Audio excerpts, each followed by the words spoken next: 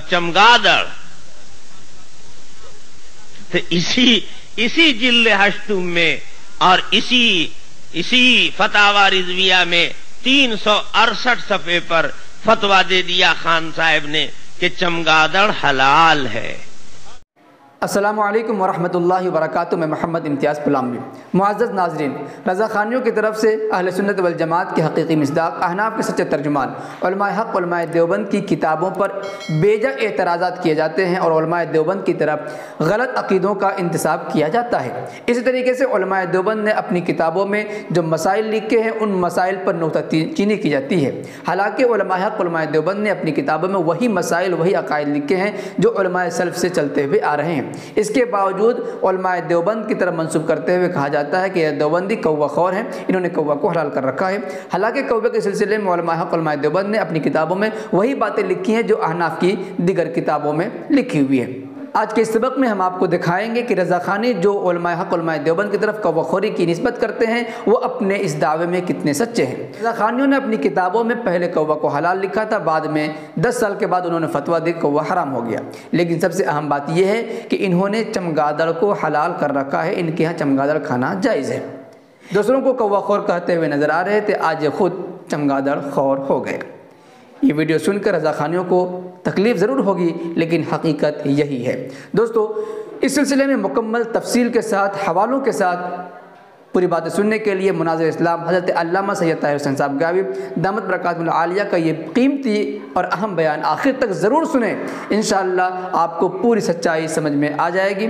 और छोटी सी अपील यह है कि मुनाज़िर इस्लाम के अहम बयानात की क्लिप सुनने के लिए हमारे चैनल को भी सब्सक्राइब करके बेल आइकन को भी दबा लें, ताकि मुनाज़िर इस्लाम के हर बयान की नोटिफिकेशन और इत्तला सबसे पहले आपको पहुँच सके। शुक्रिया, जज़ाकल्लाह। हमारे साथ कुछ मजबूरियाँ हैं,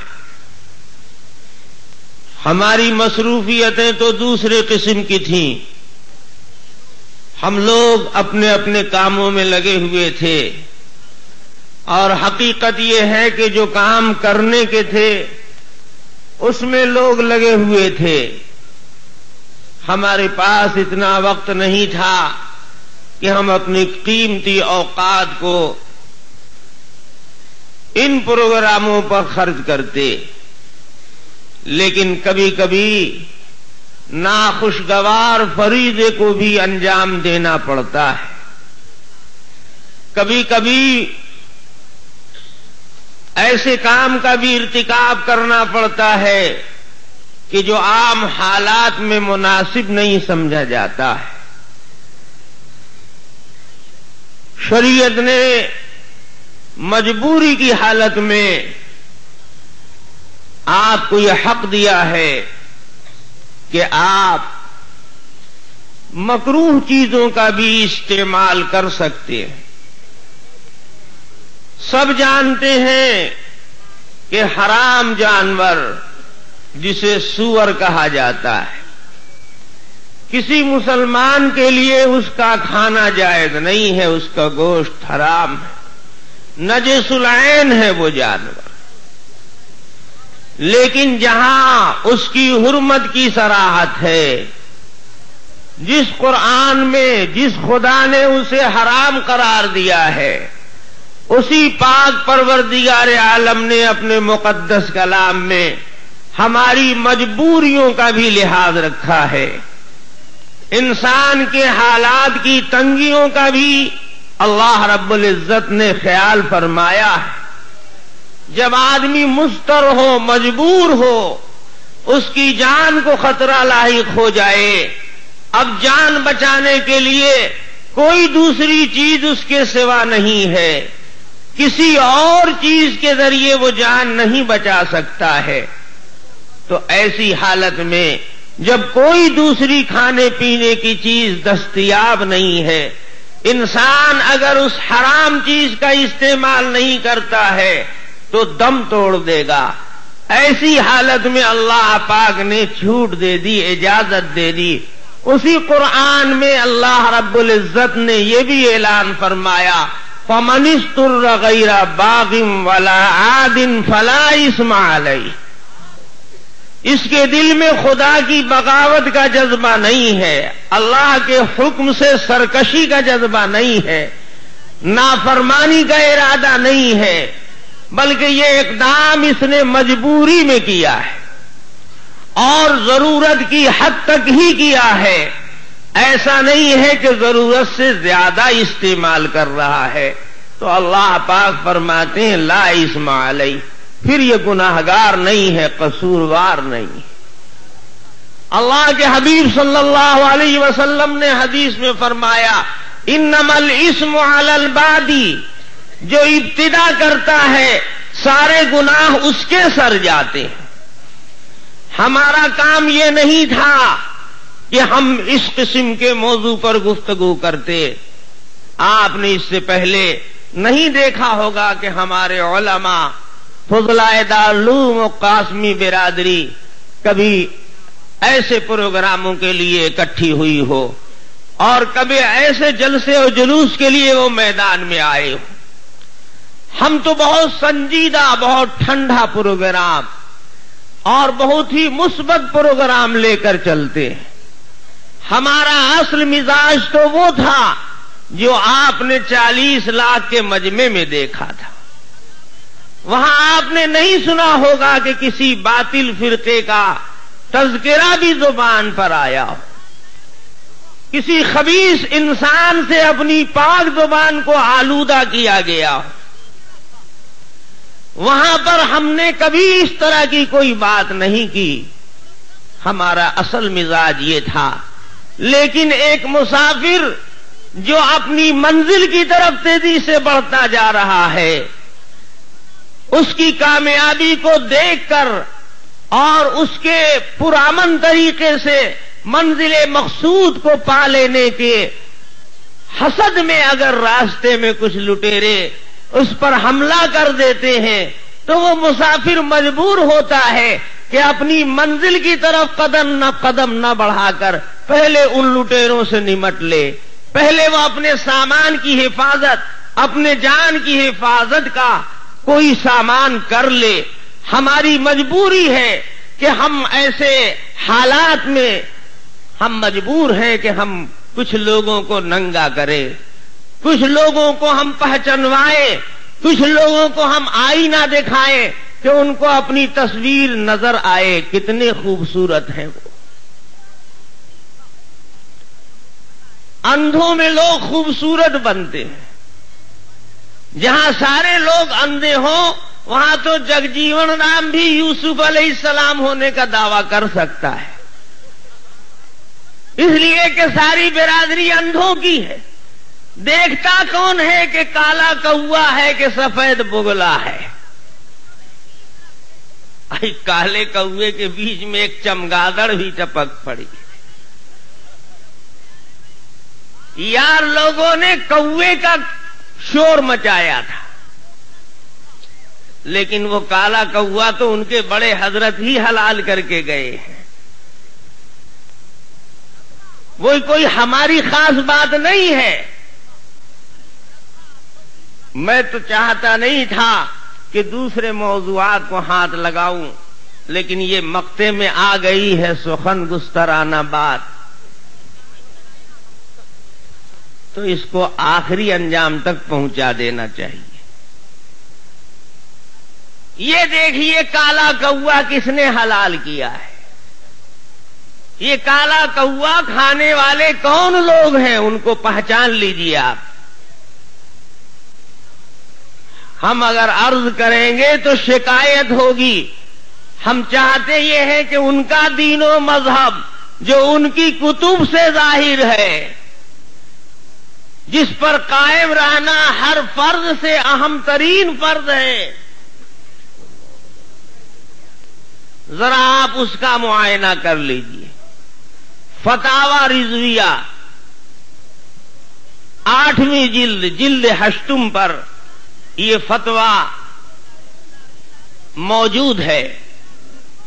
یہ بھی عجیب اللہ کی شان ہے کہ جن لوگوں نے یہ اشتہار نکالا ہے، المشتہر میں نام ہے رضا اکیڈمی کا، تو میں جس فتاوی رضویہ کا حوالہ دے رہا ہوں ان کی بدقسمتی سے یہ فتاوی رضویہ بھی اسی رضا اکیڈمی کا شائع کیا ہوا ہے۔